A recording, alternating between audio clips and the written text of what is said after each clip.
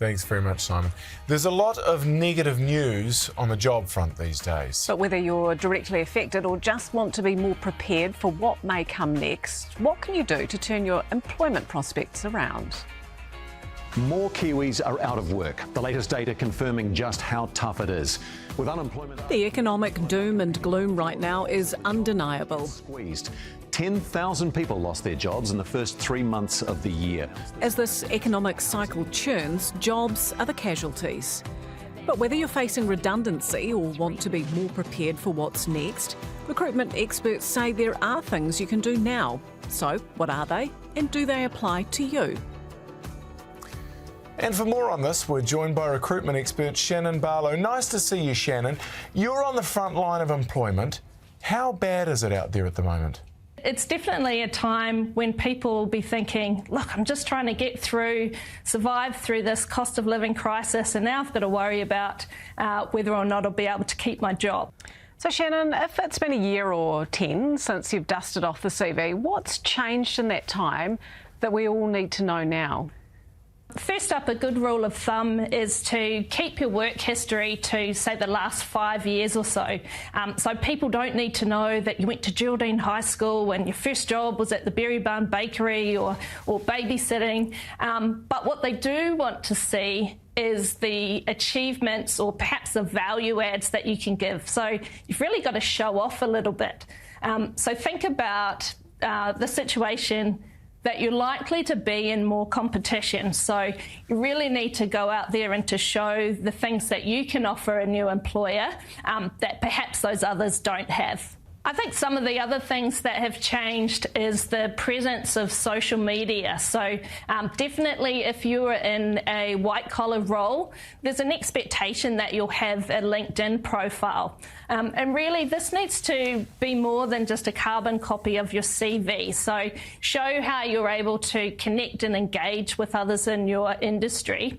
And I guess while we're on the topic of social media, it's not going to hurt to do a quick Google of your name to see what comes up. So you don't want any embarrassing surprises that could stop you from getting that next role. Yes, that's a good point. Now, what's your best advice if someone has already lost their job?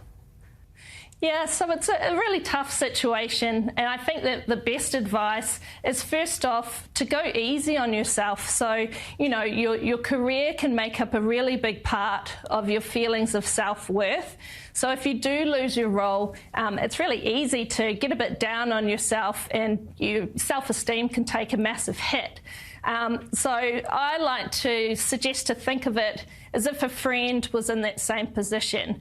So you're not going to say to them, oh, look, it's probably because you weren't that good at your job, or, you know, they've probably been looking to get rid of you for ages. So go easy on yourself and don't think those things about yourself. What about those who are worried about what might be around the corner?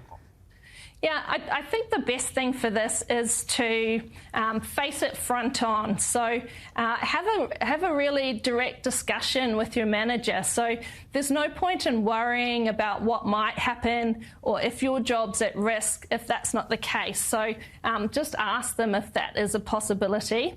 And then always, I like to focus on what's in your control. So again, have that good talk around, is there anything that I can be doing to help keep my job? So that might be ways to cut costs, it might be bringing in new revenue, or even things like reducing your hours to part-time might make a real difference to the business and to help safeguard your role. And are there things people don't think of that can help bridge a gap?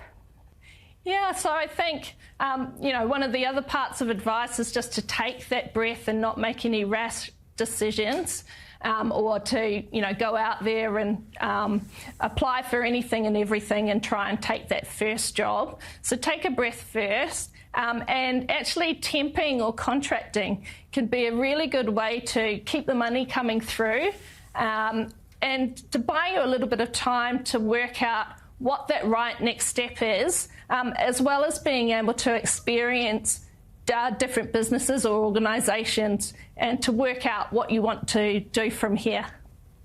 Thanks so much, Shannon. Some great advice there. Thanks for having me on the show. ASB and 7 Sharp, keeping you one step ahead.